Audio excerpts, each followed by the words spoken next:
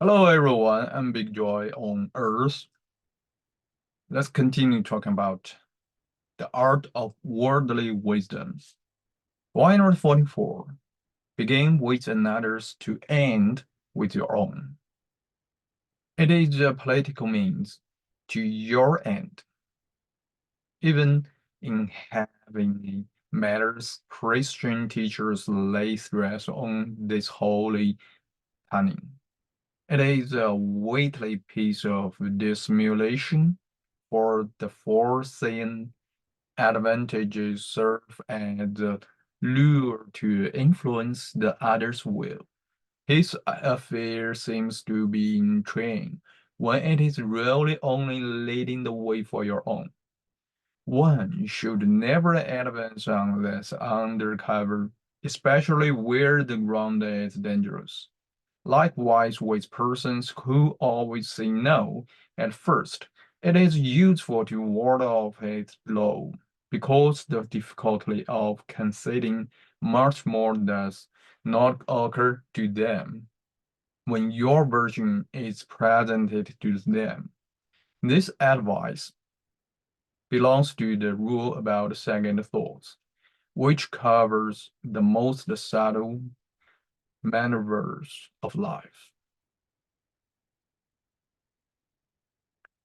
145. Do not show your wounded finger. Do not show your wounded finger, for everything will knock up against it, nor complain about it. For malice always aims where weakness can be endured. It is no use to be vexed. Being the butt of the talk will only vex you the more. Ill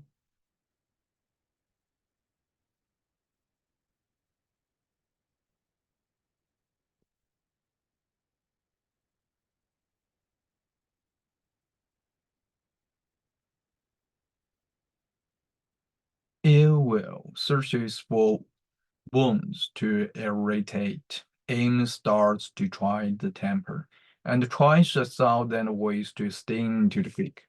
The wise never own to being hit, or disclose any evil, whether personal or hereditary, for even fate sometimes like to wound us where we are most tender. It always mortifies wounded flesh. Never therefore disclose the source of mortification or of joy.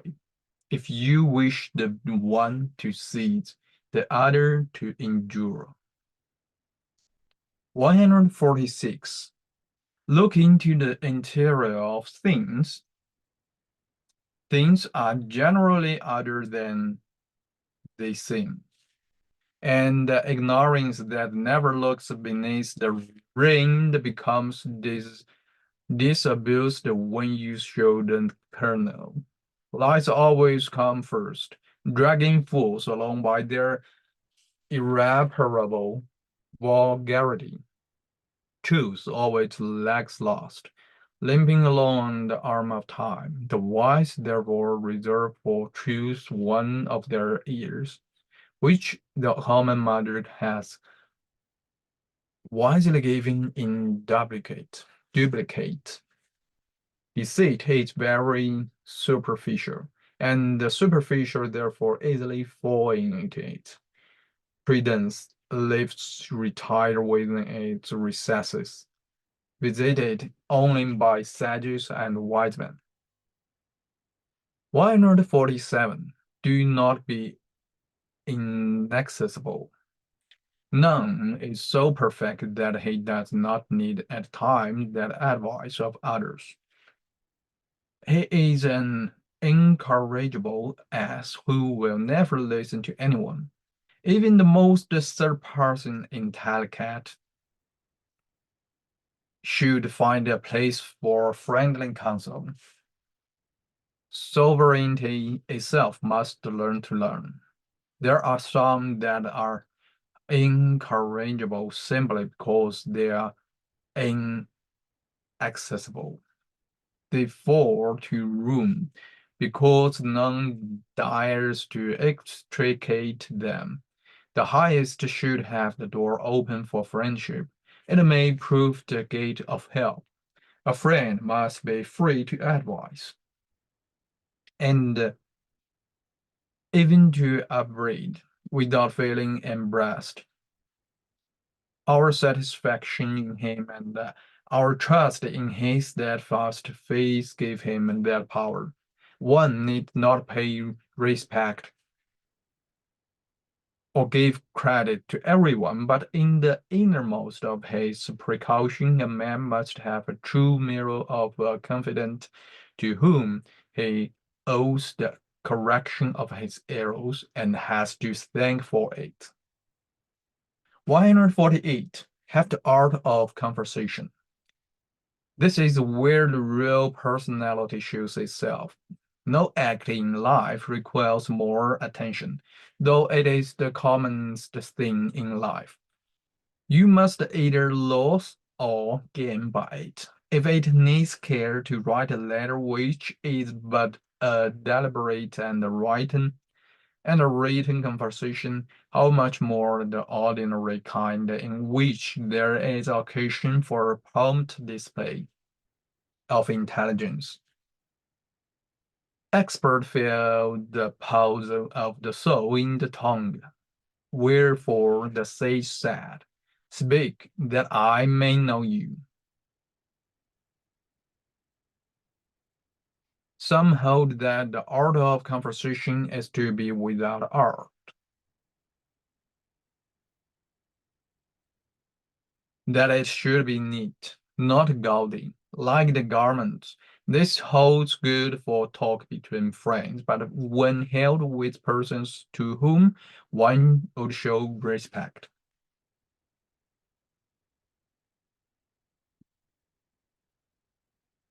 It should be more dignified to answer to the dignity of the person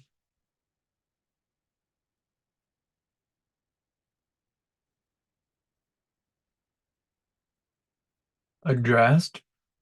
To be appropriate, it should adapt itself to the mind and the tongue of the interlocutor, and do not be a creative with words, or you will be taken for a pedant, nor a tax gatherer of ideas. All men will avoid you, or at least sell their thoughts dear. In conversation, discretion is more important than eloquence.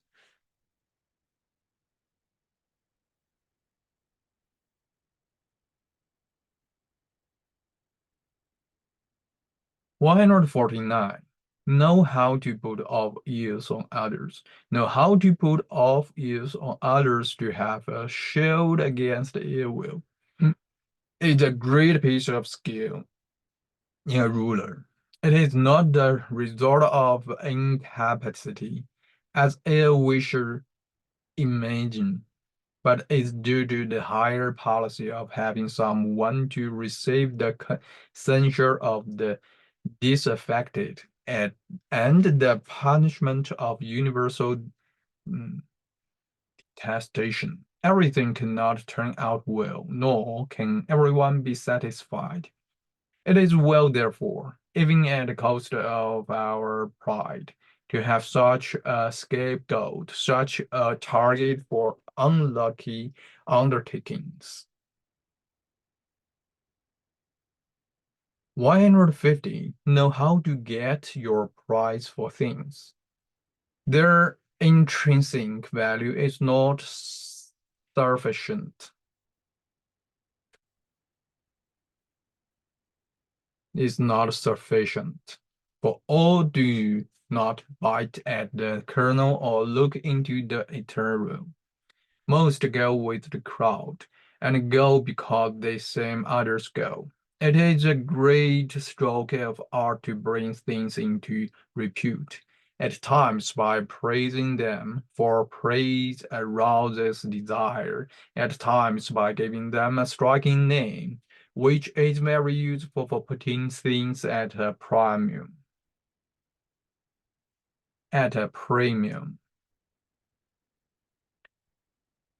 Provided it is done without affection. Again, it is generally an inducement to profess to supply only connoisseurs for all think themselves such, and if not, the sense of want arouses the desire never call things easy to or common. That makes them depreciated rather than made accessible, or rush after the unusual, which is more appetizing both for the taste and for the intelligence. 151. Think beforehand. Today for tomorrow, and even for many days behence, the greatest foresight consists in determining beforehand the time of trouble. For the provident, there are no mischances, and for the careful, no narrow escapes. We must not put off thought till we are up to the chin in mire. Mature reflection can get over the most formidable difficulty. The pillow is a silent civil. And it is better to sleep on things beforehand, that lie awake about them afterwards. Many act first and then think afterwards. That is, they think less of consequences than of excuses.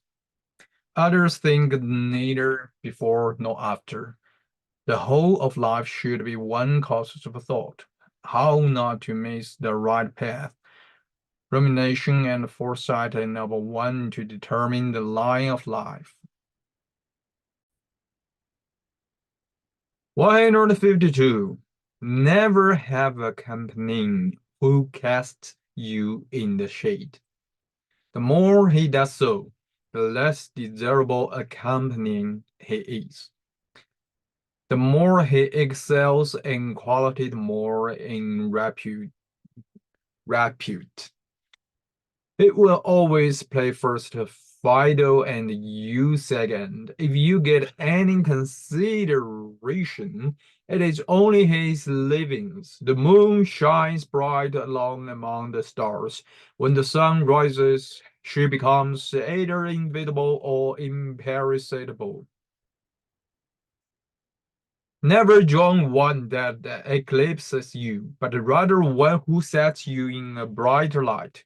By this means, the cunning Fabula Immortia was able to appear beautiful and brilliant, owing to the ugliness and the disorder of her companions.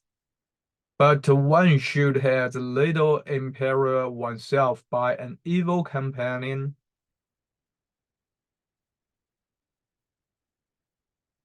as pay honor to another at the cost of one's own credit. When you are on the way to fortune, associate with the eminent. When arrived, with the mediocre.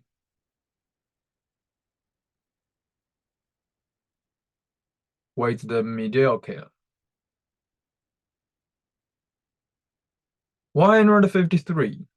Beware of entering where there is a great gap to be filled.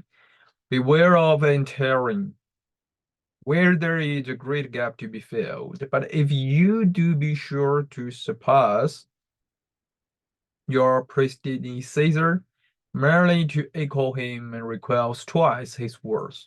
As it is a fine stroke to arrange that our successor shall cause us to be wished back, so it is policy to see that our predecessor does not eclipse us. To fill a great gap is difficult, for the past always seems best, and to equal the predecessor is not enough. Since he has the right of first possession, you must therefore possess additional claims to oust the other from his hold on public opinion. Thank you.